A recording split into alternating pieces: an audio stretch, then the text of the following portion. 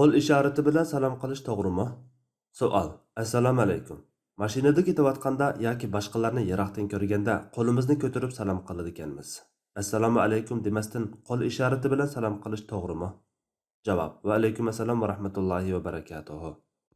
Barliq hamd sanolar Janobi Allohga bo'lsin. Shundaqla payg'ambarimiz Muhammad sallallohu alayhi va sallamga, u zotning oila taobatlariga, ashablariga va u zotga toki qiyomatgacha ergashganlarga durud va salomlar bo'lsin. Salamlashishning ijtimoiy roli intayin cho'ng bo'lib, dinimizda ikki musulmon uchrashganda birining yana biriga salom berishi go'zal axloq jumlasidan bo'lgan mustahab ish bo'lsa, salom qilingan kishining salom qilg'uchining salmini ilik elishi vojibdir. Salomni odatdagi ahvolda assalomu alaykum yoki salomun alaykum deb og'zaki beramiz. Uningga va rahmatullohi va yana va barakatuhu qatilsa, buning bilan birlikda qo'l elishib ko'rishsa, texmi mukammal bo'ladi. Yuqorqidek salom qilganimizda qo'shimcha har bir qavm odatlangani bo'yicha qo'l ishorati qilinsa, masalan, biz turkistonliklarda o'ng qo'lni maydaga qo'yib oldiga sal yangishdak yoki boshqalarda qo'lini ko'tarish yoki beshini sal egishdak imo ishoralar qo'shilsa bo'laverdi.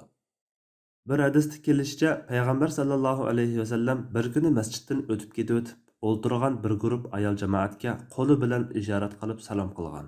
Bu hadisning yana bir xil rivoyatida bizga salom qildi deb kelgan bo'lg'achqa, olimlar mazkur voqelikni ham og'zi bilan, ham ishorati bilan salom qilgan deb tushungan. Demak, payg'ambar sallallohu alayhi vasallam ayollar jamoasi sal yiroq bo'lg'achqa yoki varang-surungda salomni anglamaydigan bo'lg'achqa, og'zi bilan salom qilib, qo'li bilan ishorat qilgan. Buningga asosan gaz-kachalarga, salomni anglayolmaydigan bemorlarga, yiroqdagilarga, to'y to'kinlardagidek varang-surung ichidagilarga og'zimizda assalomu alaykum deyish bilan birga qo'l yoki bosh ishorati qilsak bo'ladi.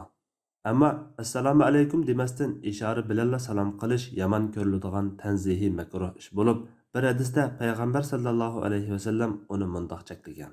Yahudi nasoralarning salom qilishidek salom qilmanglar.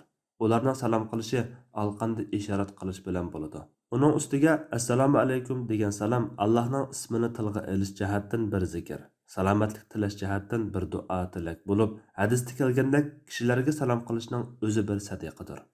Ağzı boshqa bir ish bilan mashg'ul yoki shuningdek uzrlik ahvollarda og'zaki salom qilolmasa yoki salomga og'zaki javob qaytarolmasa, qo'l yoki bosh ishorati bilan kifoyalansa bo'ladi.